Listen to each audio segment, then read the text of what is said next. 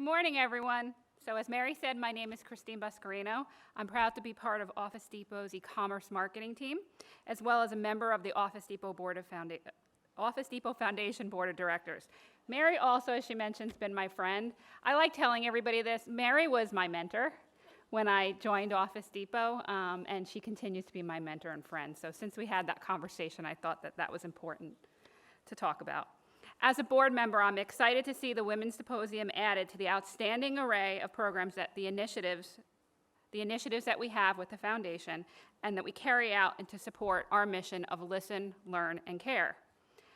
As you know, today, one of our focal points is collaboration. We are all familiar with the concept, of course, it takes a village, the whole is greater than sum of the parts, no woman is an island, and so on and so forth. We're extremely pleased that Michelle Villalobos is with us this morning to explore the power of collaboration in her own distinctive way. As you can see from her bio in our program, Michelle is a popular speaker, a professional brandstormer, and the founder of the Women's Success Summit. She is also the author of a book with the very intriguing title of The Stiletto in Your Back, The Good Girl's Guide to Backstabbers, Bullies, Gossips, and Queen Bees at Work.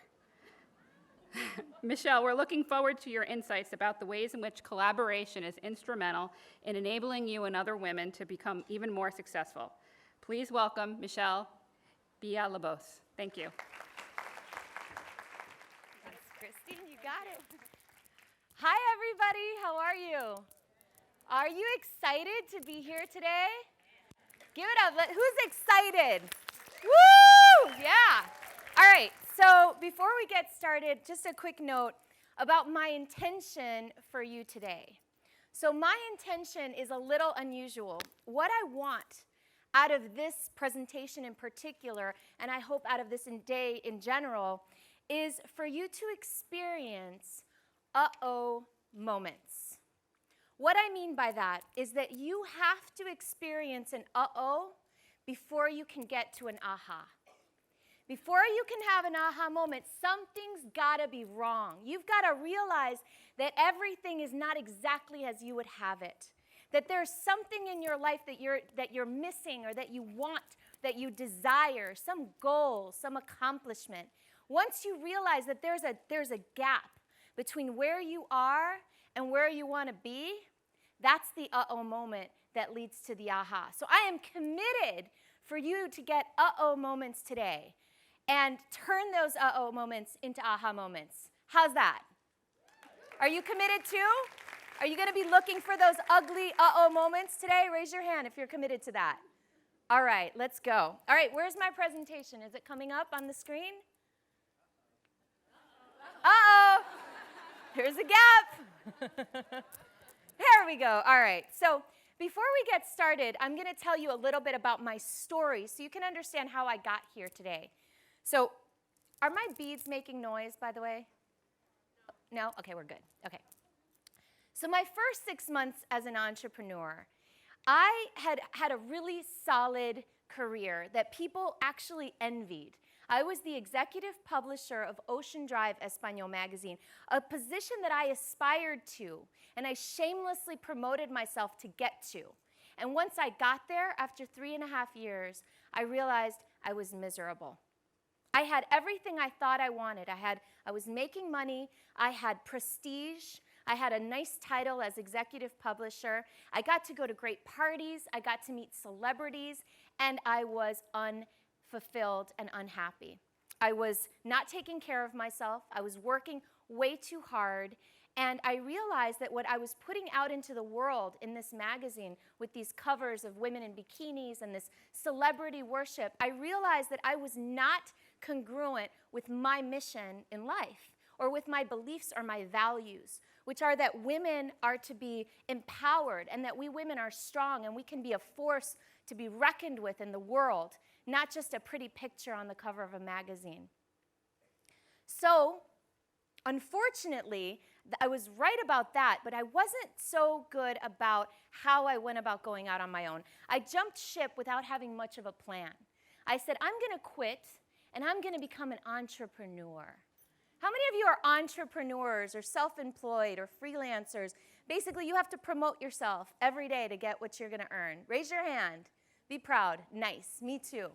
So I went out on my own, and I thought, who wouldn't hire me to work with them? Who wouldn't want a consultant like me? I've got an MBA. I've got a background. I've got a really strong resume. Of course, people are going to want to hire me. So, when I jumped ship, I thought, well, now that I'm an entrepreneur, I can go out and have some fun. So my first 6 months consisted of me doing whatever the heck I wanted to do. I even followed Dave Matthews around and got to see him in concert several times. I traveled to Amsterdam to see him play. And when I got back, the real work began. So the following year was a struggle. I did everything in my business. I answered all the phones. I answered all the emails. I did all the client attraction. I did all the marketing. I did all the sales. I did all the execution. Does this sound like anybody in here? Who does everything in their business? Exactly. So I was working these really long weeks, and I wasn't getting a lot of business. I had lots of competition. I had little to no collaboration, something we're going to talk about in depth today. I hunted for clients, and because I had such a hard time finding clients, I would drop my prices if the clients requested it. So I might sit with a client for 2 or 3 or even 4 hours and figure out exactly what they needed in their business, in their marketing, and their sales, which were my areas of expertise. And then I'd go home and I'd spend another 5 or 6 or even 8 hours working on a proposal, right? A proposal that when I delivered it, either I wouldn't hear back or they would flip all the way to the last page to look at what first? The price. And then, of course, if they said you're too expensive, I believed it. And what I would do is say, well, we can negotiate, right? And then I'd negotiate against myself. So I'd give a number and then I'd counteroffer with another number, right? I was a terrible negotiator. And I never said no to any opportunity because I was so desperate for work that every opportunity looked like a good idea. Can anybody relate to this? Can you relate to this? Help me out here. Let me know that you're here. Yeah. Okay, good. I'm on the right track. So not only that, I scheduled my life around my work, which means I didn't have much of a life at all because there was always more work to be done, right? There's always something else you could be doing. So late into the night, I was working. I'd wake up thinking about work early in the morning, 6 in the morning, eyes wide open, stressing out, right? Weekends catching up on email or on proposals or on whatever I was working on. I had no life. And on top of everything, I was like a mama bear, protecting my territory. Because what I wanted to do was so broad and so undefined, which we'll talk about today, because I would take any opportunity to consult, to train, to do sales or to do marketing, everyone around me, all of you, were my competition. That was not a fun place to live or work. This was my calendar. Crazy. All that is work, overlapping, just nuts. I mean, at least I had a calendar, right? But it was, I worked all the time. These were my proposals. That was a short one. My 4-hour work week dream. Who's read the 4-hour work week? That dream turned into the 100-hour work week as I did everything in my business. My income went from $175,000 to $39,000 that first year. And that $39,000 included 2 paychecks still from Ocean Drive magazine. Not good, right? I seriously considered going back and finding a job. And of course, my parents seriously encouraged me to do that too. But I couldn't do it. So I'm going to fast forward and take you to today so you can understand that gap, right? Where I was to where I am now. And then we're going to talk about what I did in between. Today, most of my business is inbound. I open up my email and there are leads in there. There are referrals. I've got clients like American Express. I just flew in actually from speaking at American Express Boot Camp last week. I spoke at Entrepalooza. I've spoken at BNI. I've had lots of speaking engagements, all of which have been inbound leads and referrals. I have great clients that I love working with. I get to be in the media. local, national media. And that's pretty fun. I founded Miami's largest conference for entrepreneurial women. It's a 2-day event coming up this December. And it fulfills me in a lot of ways, and it drives business for me as well. My prices have doubled, tripled, quadrupled, and for some services, even multiplied by 10. Who would like to double, triple, or quadruple their prices? Yeah? More of you should be raising your hands. Come on. Who wants to double, triple, quadruple what they earn? All right. That's my calendar. And even though you can't see it very close, and even though you might think it's just as full as the other calendar that I showed you, indeed, all those yellow spots are fun time. That's me doing my artwork or reading or doing something creative. And that purple over in the upper right there, that's me going to see Dave Matthews Band. So some things never change. In other words, my life is now my first priority. My business gets scheduled around it. This is me in Colorado. I take a 1-month vacation every year in the winter, and I take another 2-week vacation in the summer. And I get to paint, something that I haven't done since I was a little kid, and I started doing again last year. So that's my life today. It's pretty different, would you say? Yeah? It's pretty different. Do you want to know what I did and how I can teach you a thing or two about how to do it too? All right. Okay, let's do it. So what happened? 4 things. This is a simple version. Number 1 is something I call Lewinsky's Law. Number 2, the superstar pyramid. 3, the collaboration corollary. And finally, the shameless plan of action. So Lewinsky's Law. This is, by the way, an interactive presentation. So I'm going to ask you a few questions, and I'd like your input. And I'm sorry, ladies, that you get to look at my butt the whole time. Try standing over here. But I like to walk around. All right, so 2 ladies, Monica Lewinsky, Martha Stewart. We're going to start over here.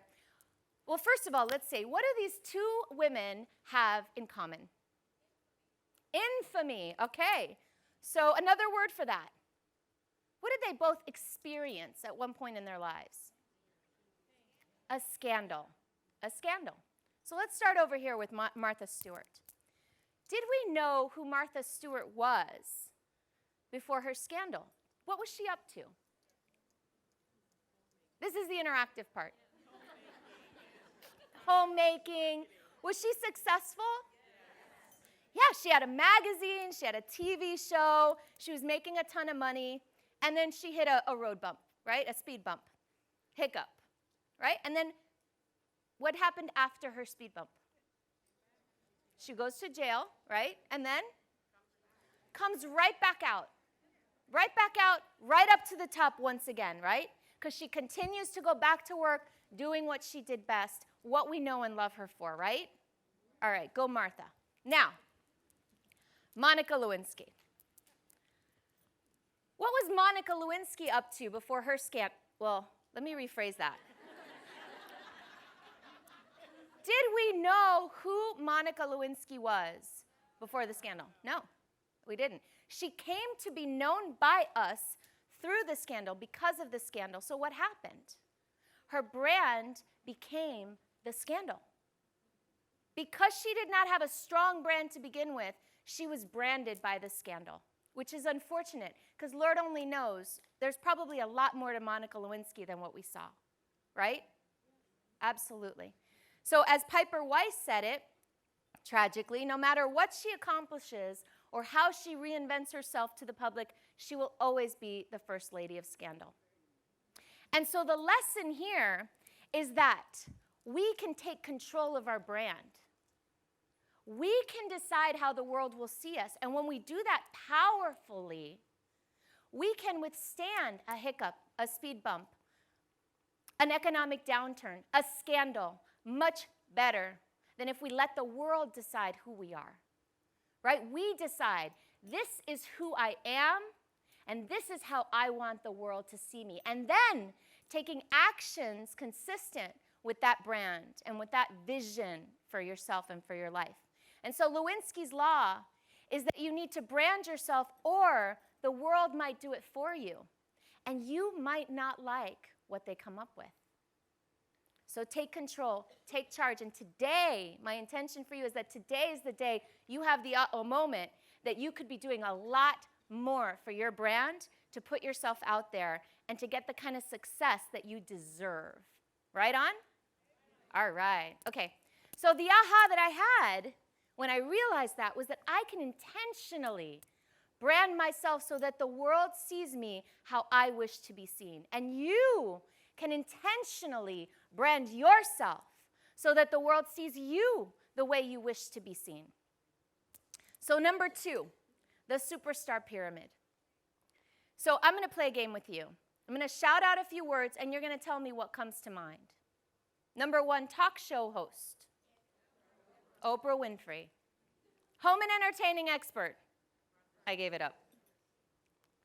Dog trainer. Caesar Milan.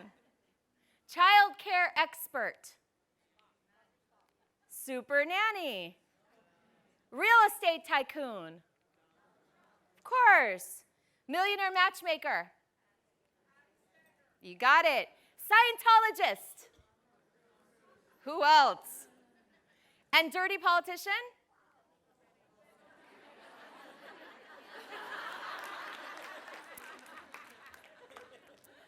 So what we just did, though, there, is we illustrated the power of effective branding. Now, notice, most of the time, people will talk to you about branding. There's a big distinction here. And they will say to you, what do you want people to think of when they think of you? Oh, I want to be thought of as creative, or as a brander, or as a superstar speaker, right? You think of, what do people want to think of when they think of you? That's a traditional version of branding. That's how we usually take it. But the key to excellent branding and the key to being more visible, more credible, more referable, having higher prices is not to think about what you want people to think of when they think of you, but the opposite. You want to think about what words do you want people to have you come to top of mind for. In other words, if people say real estate tycoon, can you own that mental real estate? What mental real estate do you need to own to get the business that's yours, right? What do you have to be top of mind for? That's what we're looking for here. We want to know what is that peculiar combination or that unique combination of 4 or 5 words that will have people go, boom, you're the one I think of. You're the one I refer. Do you see the distinction? Yeah, okay. So now we're going to talk about how that works. So first of all, top of mind, when you're top of mind, you get more demand, more inbound business, more opportunities, more fans, more respect, more credibility, higher market value. Who wouldn't love that? Do you want that? Do you want all those things? Sure? How about yeah? Yeah. All right, so this is how you start doing that. First of all, at the bottom of the superstar pyramid, so this is a model that I constructed based on the idea that you can move from a commodity to a celebrity, basically, in your industry, and how to do that. So at the bottom, we have what's called a commodity. Can anybody shout out some examples of commodities in the world? Paper is a commodity. What else? Oil is a commodity. What else? Gas, rice, coffee beans, right? Lima beans. These are all commodities. What makes them a commodity? They're undifferentiated. You can't really tell a barrel of these coffee beans from a barrel of those coffee beans unless you add a layer of differentiation. So all of a sudden, these coffee beans, which don't look all that different from those coffee beans, but if you slap a label on these that say organic, all of a sudden they move up a notch. They're slightly more expensive. So do you see how you move up a notch and the price goes up a notch, right? Same with people. As you specialize, down here in the commodity area, anybody who's competing on price and who has strong price competition is probably competing in an industry that has become commoditized. Who in here faces heavy competition? Raise your hand if you have competition. Awesome. So that means your industry is most likely commoditized. So the way to get out of that is to start specializing and differentiating. So you move up to the next layer, like coffee, moving to organic coffee, and then we can move up to the next level, which is a master specialist. So for example, a master specialist in the world of coffee might be organic Blue Mountain Java, right? That's a master specialist. That's a couple of layers of differentiation there. How much is Blue Mountain Java? Organic. It's pretty expensive, right? All right, then we move up to the higher levels, and that's celebrity, right? So if we're talking about coffee still, what would be an example of celebrity coffee? Starbucks, a brand, a solid brand. So I like to use the example too of doctors. Down here in the commodity space, a general practitioner is pretty undifferentiated, right? There's a lot of them. They compete on price. You look them up on the internet. One is not all that different from another usually. But then as you move up to a specialist, they get referrals. So if you move up to like an orthopedist, for example, a general practitioner might refer to an orthopedist. And then an orthopedist might refer you to Dr. Raj, who's the guy that operated on my mother's back, right? A master specialist known for being one of the best spinal surgeons in Miami. And then, of course, when you get to the level of celebrity, you got Dr. House, who's got patients flying in from all over the world for his diagnoses, right? All right, so who do you want to be? Which one do you want to be? You want to be the superstar. And so this is a really key distinction because so many of us get it wrong. We say, I want to help everybody. I can serve everybody, right? So we think down here, it helps us is our access to getting to more people because we're not differentiating, we're not specializing because we're scared of A, turning away any business, because I was, and we're scared of closing any doors, right? We want to be all things to all people. And what we don't get is that the access to mass market and the access to a volume appeal and volume model is actually still to move up the pyramid.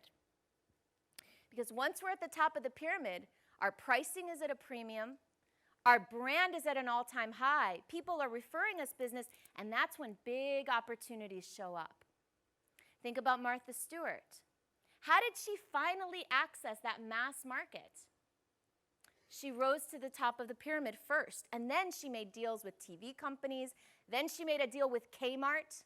But if she had started out down here trying to be all things to all people, she probably wouldn't have made it all the way up to the top. Does that make sense? So our key takeaway from this is to move up the pyramid, specialize and differentiate. Then, when we get to the top of the pyramid and we've got a lot more cash, we can invest in leveraging our brand and scaling it and making it bigger. Got it? All right. So, for example, look at the bottom here. You got the average babysitter makes what, like 10, 20 bucks an hour? Am I right? More or less? But Super Nanny is making millions of dollars a year with the same skill sets, but more differentiated, more specialized, and of course, more famous. Same with Cesar Millan. All right, so specialize, brand yourself, and move up the pyramid. So that was the second big aha. If I can become a category of one, like Martha, then when I do, competition no longer exists. This is the key. This is a huge distinction in my life. That when competition no longer exists, the opportunity for collaboration percolates up. All of a sudden, none of you are my competition. All of a sudden, all of you are possible people to collaborate with because I no longer believe in competition. I know that as a category of one, I can work with anybody. And if somebody's right for me, they're going to want to work with me. And if somebody's not right for me, they're not. And I no longer am attached to the outcomes of my proposals or my opportunities. I say, I know that I deliver value, and I know that the right people are going to find me. So when competition goes away and the opportunities for collaboration set in, this is your access to big, big stuff. I'll give you an example. Up on the screen is me with Jessica Kazorik, the founder of badassbusinesswomen.com. Anybody here know Jessica? You know Jessica? All right. So Jessica saw me speak a few years ago at a really small event. I was just getting started. And she came up to me and she goes, "You should know who I am," which I love, right? She said, "I want to work with you." And I was a little hesitant at first. I wasn't quite so confident. I wasn't quite so in my groove yet. And so I was a little hesitant. But she had such great energy, and she was so positive that we should work together that I went ahead and I was like, all right, let's explore this. Well, over the years, Jessica and I have done a lot of work together. Oh, by the way, my aha was, if competition no longer exists, then competitors become collaborators. I think I said that. So we started out with doing an event in her backyard. So my first stage with Jessica looked like this. It was about 2 feet wide, and we shared it. And so it was like, you know, it was an exercise in sharing the spotlight, right? And it was amazing. It was an incredible event in her backyard called Strut. And the idea was to talk to women about how to own their space, their physical space, when they're sitting, when they're standing, when they're strutting, right? So that was our first experience working together. It was fantastic. So we took it from there, and I helped her with her Badass Businesswoman movement. And because I helped her with her vision, she said, hey, Michelle, why don't you give me a couple chapters of that book you're writing and let me use it in the manifesto, my Badass Businesswoman manifesto, and I'll give you an author credit on there. I was like, wow, that's so generous of you and awesome. She's like, of course. I'd love to help you, and I love your content. Let's collaborate. Boom, I got my first author byline, thanks to Jessica Kazorik. On top of that, she put me on her stage. And what did I do? I went ahead and I put her on mine when I founded the Women's Success Summit. Then we went and we created a little program called Make Them Beg. Make Them Beg ended up being the 2013 Miami Herald Business Plan Challenge winner last year. So this collaboration with Jessica Kazorik has opened up me being an author. I followed that up with another book, 2 books. And it also opened up me winning the Miami Herald Business Plan Challenge, getting a lot of media. And it would never have happened if I hadn't collaborated with Jessica. Now, here's the kicker. 5 years ago, I would have told you that Jessica Kazorik was my competition. She was a speaker. She was looking for speaking opportunities, right? She was blogging. She was on social media. She was selling consulting services. So 5 years ago, 6 years ago, I would have looked at her one way. But once I got clear about who I am and how I'm unique and how I'm special and the value I deliver, I got clear that the right people are going to find me, and somebody like Jessica only helps me get in front of the right people, and I can help her do the same. And through that process of collaboration with each other, we've both been able to define our brands. And now, it's funny, because now we really don't compete at all. If you think about it, the same speaking engagements are not right for both of us. She has one style, I have another. So the message to you is to really differentiate and specialize. Build your personal brand. Get clear about the value that you offer the world, and start looking at the other women that you'd normally call competition and say, how could we collaborate and create an even bigger thing, right? And help all women move up, right? A rising tide lifts all boats. So here's another example of a collaborator, Jody Johnson. She's actually my business coach, and I'm her branding coach, right? So we help each other. I put Jody Johnson on a stage at every single Women's Success Summit for the past 8 summits. So we've done this for years now. And Jody Johnson, a lot of people are like, why would you put her on stage? Because doesn't she compete with you? And again, it's like the people that want to work with me want to work with me.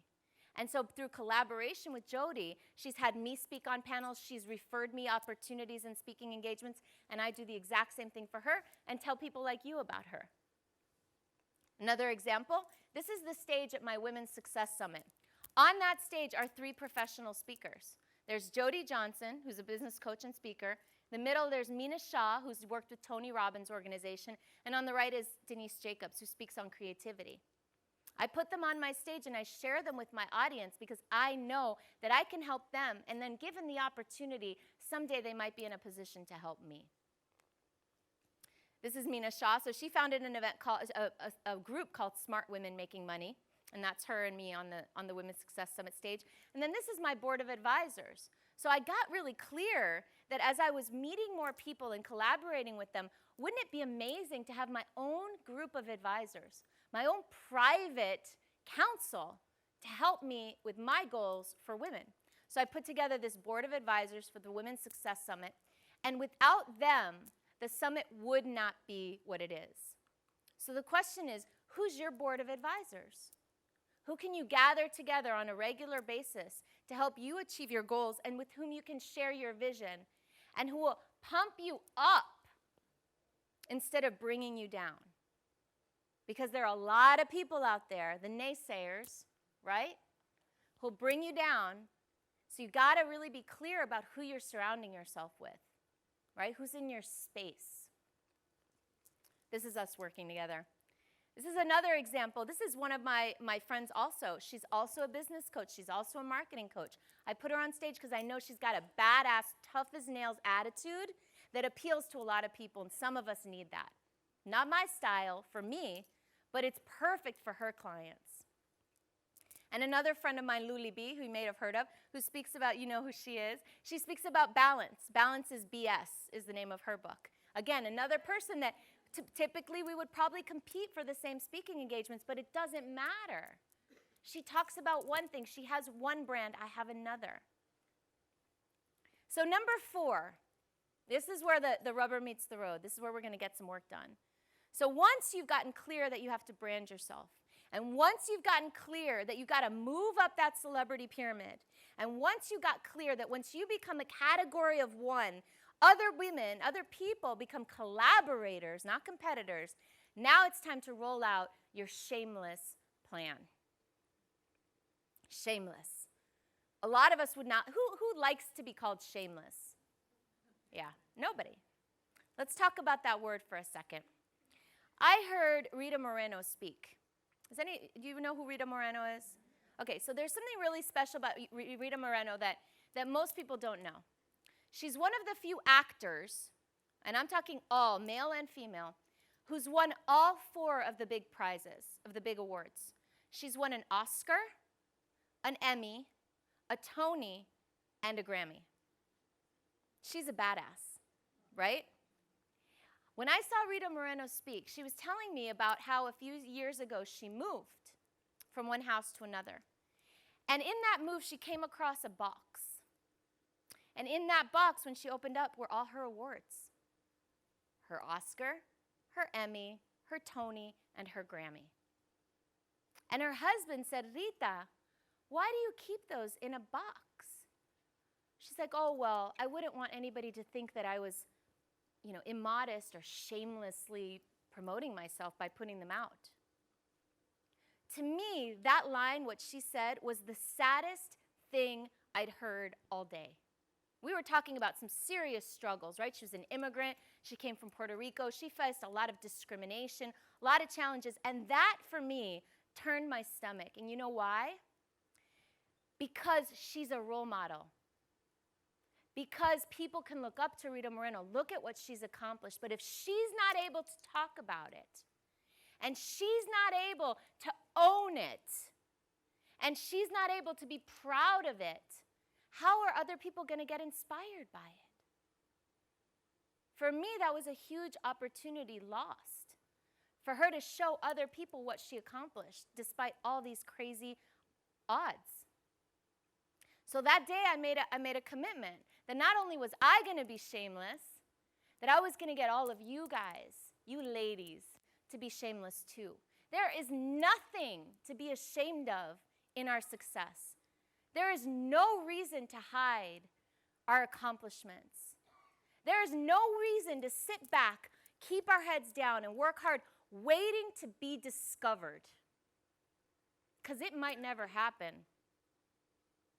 It's time to discover yourself. It's time to put yourself out there and say, this is what I've done, and this is what I'm up to, and this is how I'm going to change the world. So that's what I have to say about shameless. Now, who wants to be shameless? Now, who likes that word? Come on, raise your hand if you're going to be shameless from this day forward. There's no shame, right? This is me as a little kid. I wanted to be a star. For as long as I remembered as a child, I wanted to be in the musical. I wanted to be in the plays. I wanted to be in the singing groups. I wanted to be on stage, front and center. Now, I was raised in a family where that wasn't very well received. I grew up in a family that valued traditional hard work, good grades, and a solid, steady career, a job, right? I remember coming home from school, excited about being in the school play. And I remember my parents telling me that until I got my C in math up to an A, I wouldn't be able to do that. So what did I do? I focused on that C. What do all of us do, right? When our kid comes home with a C on their report card, we focus on that area. We say it's time to get that grade up. We get them tutoring, right? We get them help. We focus on it. We look at it. How's the math going? It's typical. We focus on the weakness instead of on the strengths. So all that, extrapolated that out all the way to my college years, how I got affirmation in my family, and my parents are awesome, right? They are amazing, and they wanted the best for me. And in their world, the best for me was low risk, right? So all my life encouraged to do well in school, get straight A's, mathematics, right? Serious, solid stuff. What happened when I got to college and I said I wanted to do women's studies? Hell no. What is that? That's liberal stuff. Are you going to be a bleeding heart now, Michelle? Right? That's what I got. So what did I do? I studied psychology and mathematics. Mathematics. I was a C student in mathematics in the beginning. I worked so hard at it to get the affirmation and to get the adoration, right, of my parents and teachers, that I put myself into this corner where I studied it in college. What that meant for me was countless hours of misery in the library, pounding away at these math problems, right? I hated every second of it. And that led me down a path of hating my career and hating my life. So I tell you this story because the me that was little and excited and energized by being on stage got completely lost until about 7.5 years ago, when I rediscovered who I really was. And so I tell you this because I was so confused in my life that I finally went to get some help. I went to a place at the University of Miami where they'll do personality testing and aptitude testing and psychological testing. And I went in there and I was like, help me. I don't know who I am. I don't know what I want to do. I'm unhappy and I can't think of anything that I want to do that's realistic, right? And that's the key word, realistic. Great. So they tested me and they ran me through this whole battery and I sat down for my results. I was so excited. I was finally going to figure out who I should be and what I should do with my life. So I sat down and they gave me the top 3 things I should be. Now, parenthetical note, for 2 years in New Hampshire, I was a high school teacher. I taught math. No wonder I was miserable. And so I did not enjoy it. Like, I enjoyed the teaching part, but I didn't enjoy, everything else. But anyway, close parentheses. So I sat down, ready to be told my fortune, right? Like, who am I? Why am I on this planet? What should I do with my life, right? I was excited. I sat down, and the woman said, well, according to your tests, the number 1 thing that you should be is a teacher. I was like, are you kidding me? All right, okay, well, what's the next one? You could be an actress. I was like, I have a math degree and an MBA. I'm not going to be an actress. Okay, next. You could be a creative director of an advertising agency. I was like, all right, that's it, I'm done. See ya. And I walked away. Like, I sat through the interview, but I checked out, right? I took my papers with me, I went home, and I didn't look at it again for a while. And I didn't even plan this career with that in mind. This is only in hindsight that I figured all this out. Which is that, what am I? I'm a teacher, I'm an actress, and I'm a creative director. All 3. But I didn't see it because, key moment, ready? We cannot see the label of the jar that we are in. You don't see what's on the front. You're in the inside. You have one perspective, but you can't see yourself from the outside looking in unless you have years of perspective. So you can look back and see, but you can't see yourself at this moment with perspective. I couldn't see myself. I can see it now, but I couldn't see it then. So the key is to brand yourself, you must first understand yourself. And that's what I didn't do right away.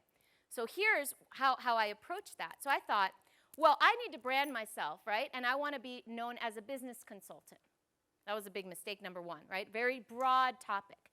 But on top of that, I thought, all right, so what is a business consultant like? You tell me, what does a business consultant wear? They wear suits. What colors? Black, navy blue, white, red. So I'm going to divulge something to you that I hate showing, but I do it to serve you. So I embarrass myself up here so that you can get something out of this. This was my first website and business card. It's pretty awful, right? Go ahead. Tell me what's wrong with it. Too wordy. What else? No picture, no colors, navy blue, black, and white. So what I did was I thought branding was about saying, all right, that's what a business consultant looks like. Navy blue, black, and white, very wordy, lots of information, very smart, right? So here's Michelle. I've got to go fit myself into that box. Okay, so let me go over here and let me contort myself, right, into something that I'm not so that I can fit in this box called business consultant, which doesn't fit me very well. And then let me try to get business like that. Let me go out into the world and tell people that they should hire me. That's why I didn't get business my first couple of years. Now, the distinction is that now I said, all right, wait a second. Who am I really? I'm not navy blue, black, and white girl. I'm bright and colorful, and I like to have fun. Right? And I like to talk to people and engage with people. Oh, there's the jar. That was supposed to be before. This is my brand. It's colorful. It's a good time. I've got Sharpies, my favorite thing on the planet, to draw with in my pictures. Right? I like high-heeled shoes that are fabulous. Right? I like names that are funny and smart and witty, like the stiletto in your back. So here's the kicker. And this is hard, right, to wrap my head around. Some people don't like my brand.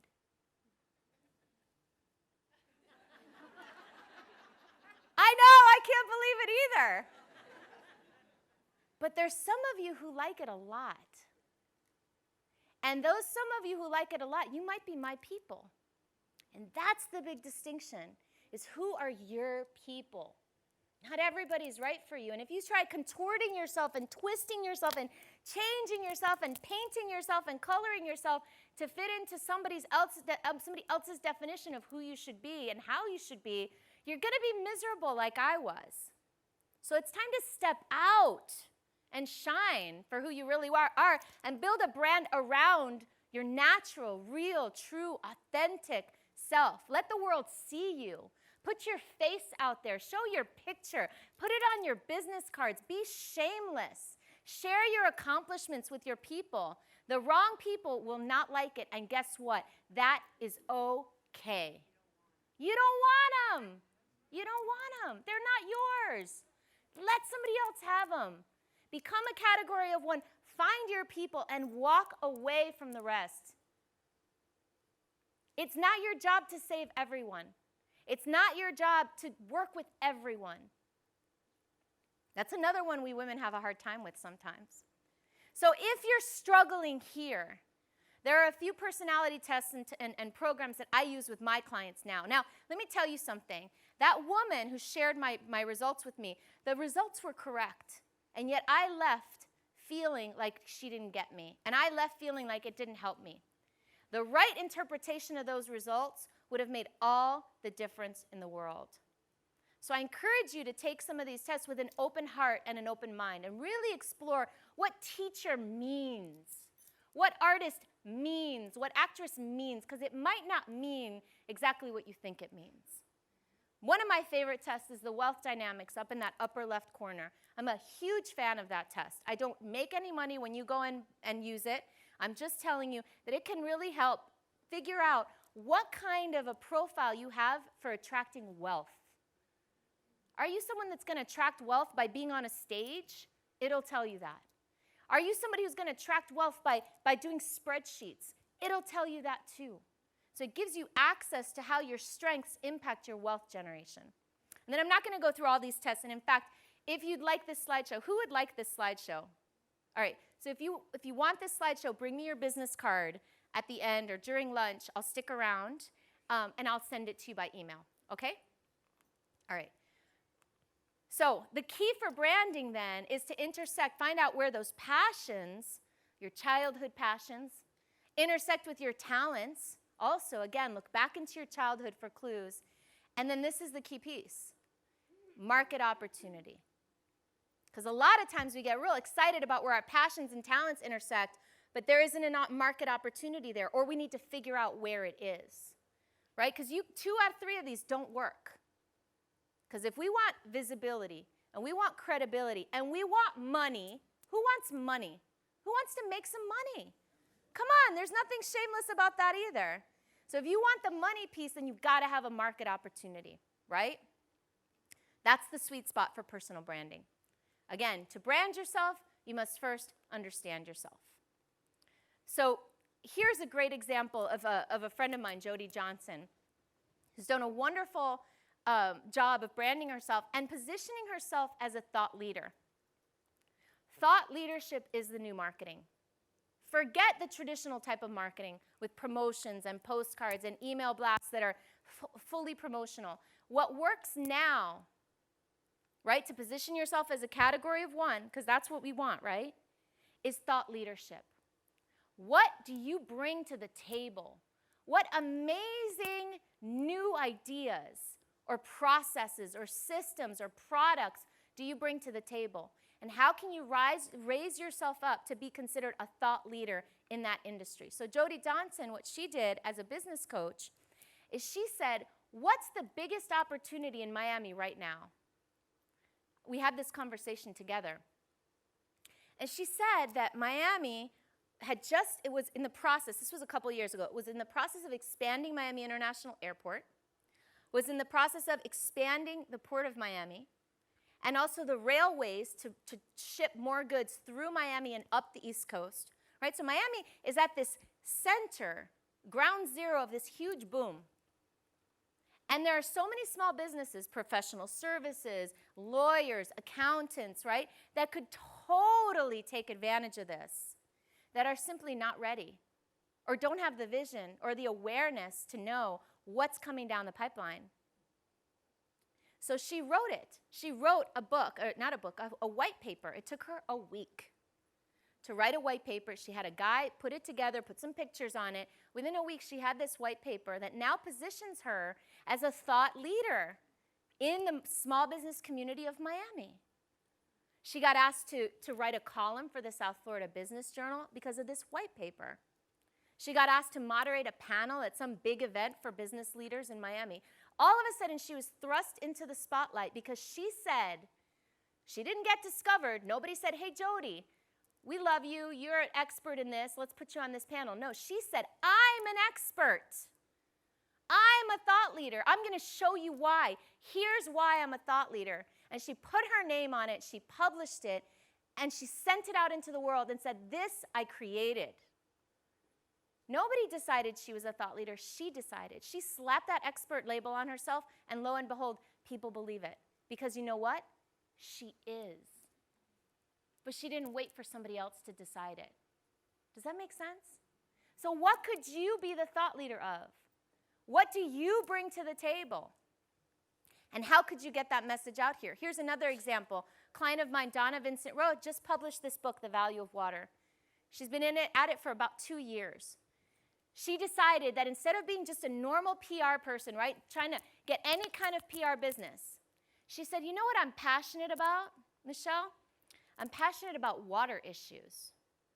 Passionate about water rights, about conservation, and I want to be an expert in the water industry, and I want to do public relations and communications for high-level companies and high-level CEOs in the water space. So we said, okay, great. Now, who do you know? She's like, yeah, I don't know anybody. I just took this course, and I love water. I was like, all right, so we need to get started here. So what she started doing was she crafted a new description for herself. So notice, what came first was not that the clients knew who she was. What came first was her saying, I am an expert in the water communications field. So she decided that, and then she put that label on herself. She crafted the statement that positioned her that way, and then she started calling up. She started calling up companies and saying, I want to interview your CEO for my book about water. 2 years later, she has The Value of Water, a compendium of essays by smart CEOs.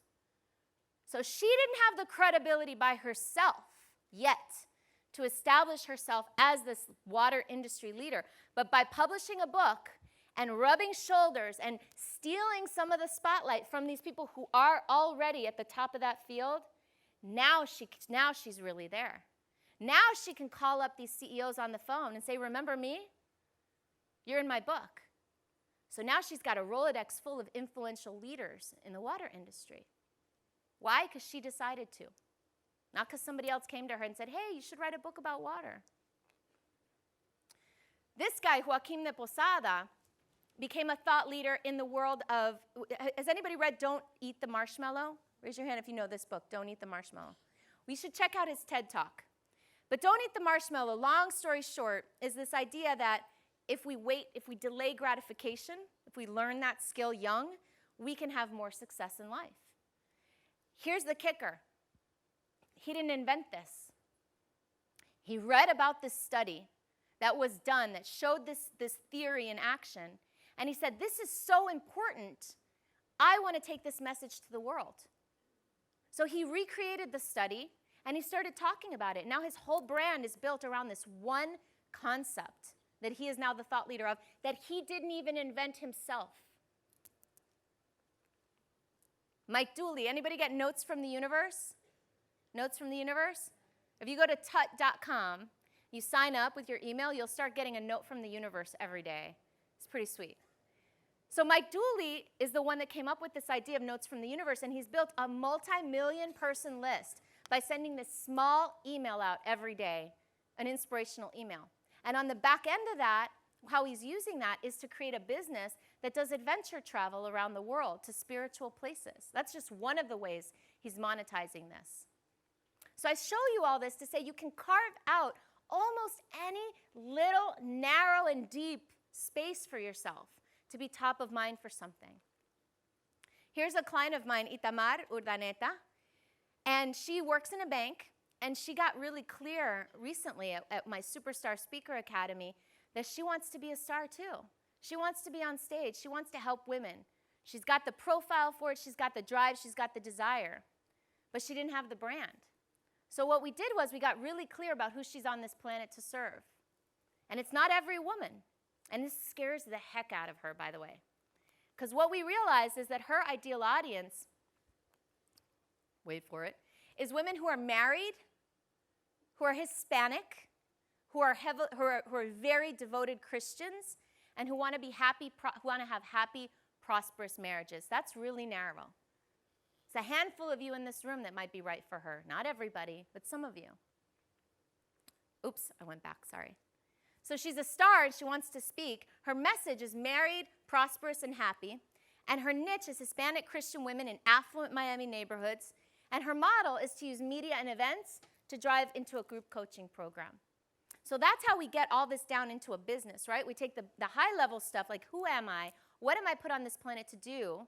What's my access to that? Speaking, writing. How do I position myself as a thought leader? And then ultimately, how do I take that identity that I've built, that influence that I'm generating and creating, and turn all that into income, right? Because you need a model.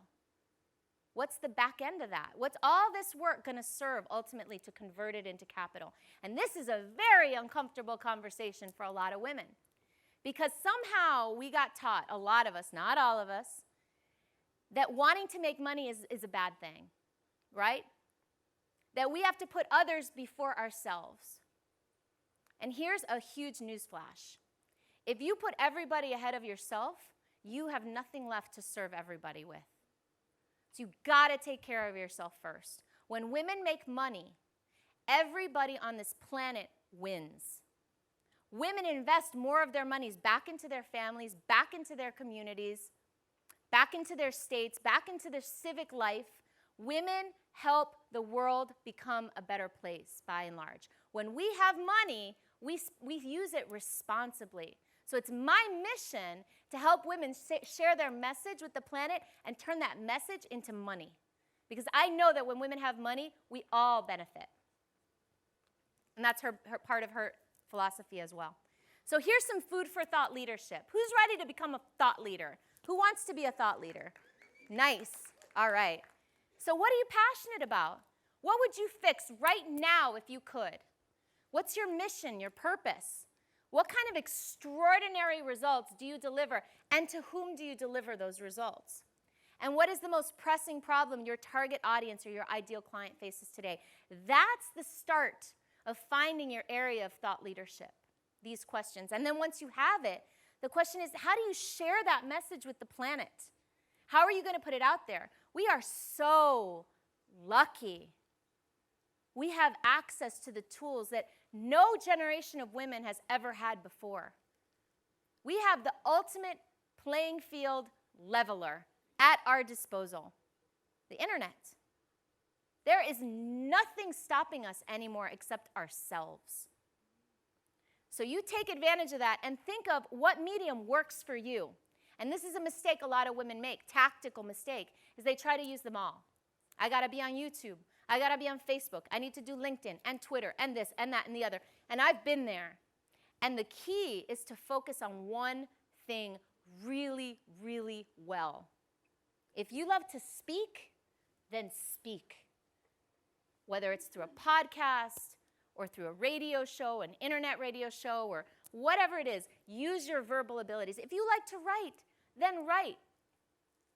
But don't get lost. If you hate writing, don't create a blog. Or at the very least, create a vlog, right? A video blog.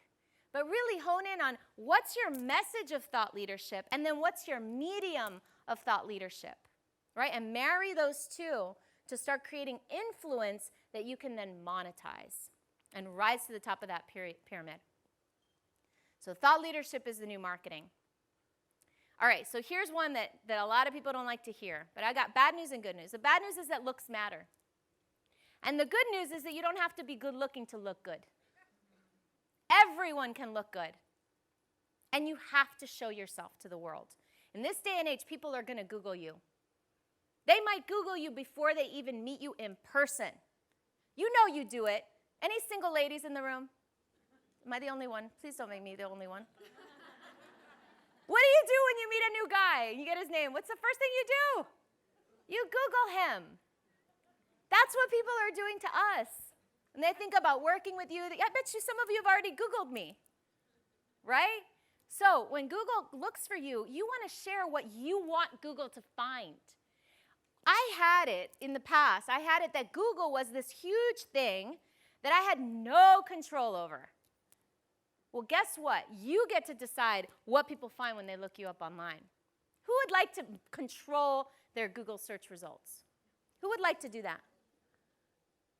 I'll share something with you by the end of the session so that you can do that for free. So looks matter. So here's an example. Mina Shah, I showed you her earlier. This is her headshot. Now, I didn't shoot these. By the way, I do something called the Headshot Workshop where I produce photo shoots for people who are working on their branding with me. But Mina, being the peer that she is, she called me up the night before and said, "Hey, Michelle, would you just take a look at the outfits that I've picked out for my shoot tomorrow and tell me what you think?" So she sends me these pictures. She sent me a pink dress, an orange dress, a red dress, a black dress. I was like, "Mina, your brand, it's smart women making money. You gotta wear some green, girl, right?" These are the things that an outside perspective can give us that we don't have sometimes on ourselves. She was thinking, what do I wear that I look the best in? Or feel the best in? As opposed to what's gonna be authentically showing and sharing my brand with the world in the way that's the most compelling. And that's why she brought in the dollar bills. She has pictures laying in money stacks. And anyone who knows Mina knows that she's way more about other things than about the money. But she also knows that smart women need to make money, right? So she visually displays that. Another client of mine, this is a client of mine, Miriam Ochart. She's a Six Sigma black belt, right? Used to hiding in the background, right? Because she's operations. So now we bring her out into the front, make her look really smart because she is really smart. Surround her with books, boom. That's her brand. She loves these pictures. Another one, even bookkeeping and accounting can be made to look good and interesting, right? Even that. So on the left picture, she's kind of, playing on the pain points, right, of doing the papers yourself and bookkeeping, right? And on the right is her as the solution. Another one, rewarding relationships. She's a relationship coach, right? See how she visually portrays her brand. How can you visually display your brand with the world? And by the way, these are her image search results. You see all those pictures of her with flowers? She took those. She put those out on the internet, and now Google finds them every time you search for her name. Oh, this is just a fun business picture of me with my shamelessly self-promoting business card. And I show you this because when you hand people your business card, you want them to remember you. I get business from this business card. People take my card and they save it. I had a woman come up to me recently and say, listen, I have your business card on my bulletin board. I'm ready for you. I'm almost ready for you. And when I am, I know exactly how to find you. So shamelessness, right? Embrace it. Some people might not like it. They're not the right people. Oops. So let me go back. The next piece is your personal brand online. Owning your name on Google, controlling your Google search results is fundamental. In fact, who here owns their URL, like www.yourname.com? Who owns it? All right, better yet, who does not own their name, www.yourname.com? Go buy it. Go buy it now. I won't even be offended if you do it while I'm speaking. It's so important. And while you're at it, why don't you buy your kids' names too? And if you haven't had kids, well, don't name them something that you can't own. Totally serious about that. You must own your name online. Some of you might have common names. Don't worry, I've thought of that. So the thing that I'm going to give you is called Googleicious, and I'll give you instructions for how to download that for free in a minute. When I started out with my brand, it was like, Michelle who? If you typed in Michelle Villalobos, who you'd find, believe it or not, was a whole bunch of search results. The top one was some graduate student in Arizona, not me. I had no result. I had one result for my name, and it was from me at Ocean Drive magazine. So I had some serious work to do. Now, if you Google my name, you can even massacre the spelling and you'll still find me. Google will find me for you. Google will say, did you mean Michelle Villalobos? Right? So now when people look me up, I look like somebody important. Maybe I am somebody important, right? Maybe all of us are. Maybe we get to decide that. Maybe we get to tell Google what to say. As a matter of fact, that's the smartest thing that you can do for your business. So if you want to download Googleicious, it's $197 that I'm giving it away for free. So just for you in this room, you go to Googleicious.com, take out the hyphen, sorry, not .com, let me start over. Googleicious.me, Googleicious.me, and you can enter your information and then you'll get an email with this download. And it's free and it's a 30-day guide to own your name online. So if you follow all the things in there, even if you have a common name, you can work around that and you can figure out how to own those first 10 search results for your name. So owning those first 10 search results means that when you Google me, the first 10 things you see, I own those properties. It's my Facebook, it's my Twitter, it's my website, it's my other website and my other website. In other words, if I decided tomorrow that I wanted to be a hula hooping yoga instructor, I could do that, and within a month, Google would reflect that brand for me. I can change my brand anytime I want because I control my Google search results, and you can too. So that's Googleicious, and then here's I think almost the last big point that I want to make. What are these on the screen right now? What kind of shoes? Christian Louboutin. How do you know that those are Christian Louboutins? The red sole, right? Okay, so this is really interesting. Did you know that Christian Louboutin was the first shoe that came out with this concept of the red bottom and the contrasting top? Yes? Okay, so a couple years ago, Yves Saint Laurent decided, well, if it's working so well for them, we should copy that. We'll knock it off. which I think is just horrible, but whatever, they did it. And in fashion, there are pretty much no rules. You can do whatever you want, you can knock stuff off, no big. But Christian Louboutin took Yves Saint Laurent to court. And in an unprecedented outcome, the court actually supported Christian Louboutin's claim that the red bottom was proprietary, which meant Yves Saint Laurent could no longer do it, nor could any other shoe company, which effectively gave Christian Louboutin profits forever. For as long as that's protected, Christian Louboutin has something unique. And that something unique is the difference between making a lot of money and making a little money. Think about a pair of flip-flops. How much is a pair of flip-flops? $10, right? Are there a lot of different types of flip-flops? Pretty undistinguishable, right? How much is a pair of Christian Louboutins? They start at about $695. Here's a question for you. Ready? Which one are you? Are you a pair of flip-flops? $10, undistinguishable, low price point, lot of volume, working really hard, competition, no collaboration, right? Or are you Christian Louboutin? Oh, yeah. So the key distinction is Christian Louboutin has something unique and a much higher price point.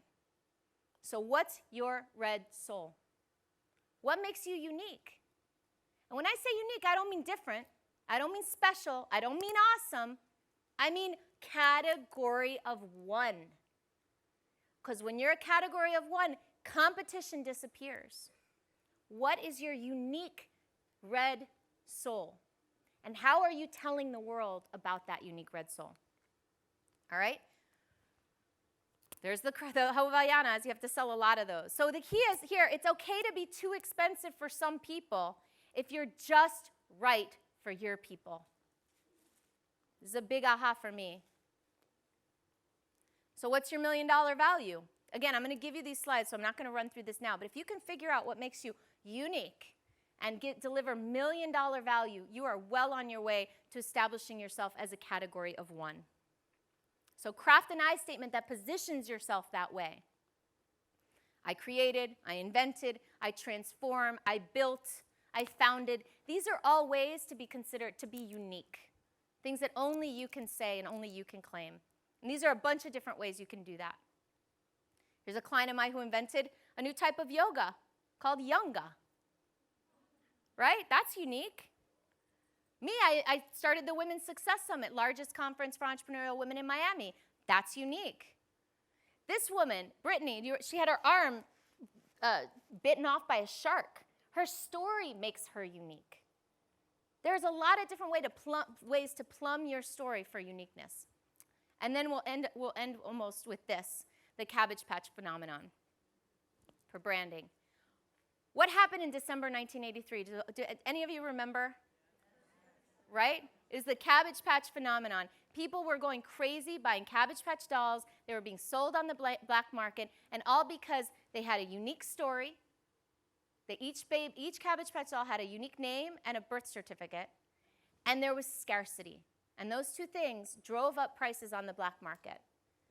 And although Coleco never raised prices and never got the benefit of that, my next door neighbor who sold them for $200 a pop, he did.